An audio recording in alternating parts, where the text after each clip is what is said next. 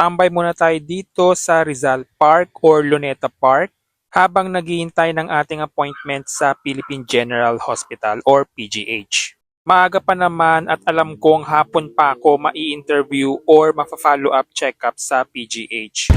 Nandito ako sa Luneta. Matagal pa naman yung appointment ko sa PGH kaya dito muna tayo. Tumambay.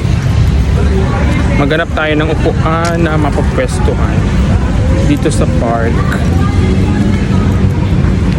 At ito nga, nakahanap na tayo ng mauupuan at isip-isip muna tayo kung anong pwede natin gawin ngayong araw. So, naninilaw nga itong swelas ng sapatos ko. Bali, meron akong chine-check sa Shopee na white marker para sa sneakers. So, meron ako nakitang sa La Salle, Manila. Bali, dito siya sa may Malate, Ermita, matatagpuan.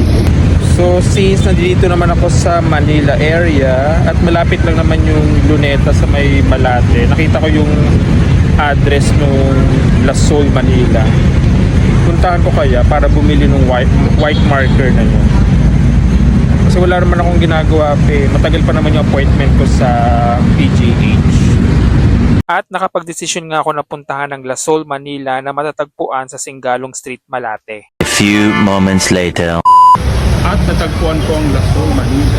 So nilakad ko nga siya mula Luneta Park hanggang dito sa may Singalong Street, Malate.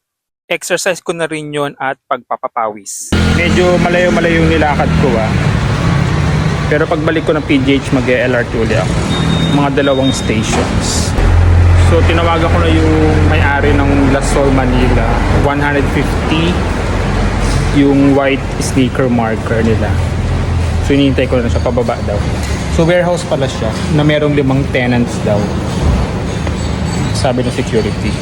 So ito na nakuha ko na.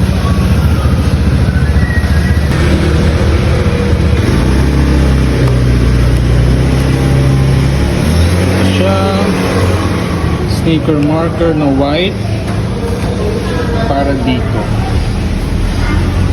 So babalik na ako ng PGH or mag Robinson's Place Manila muna ako tatambay at magkakape.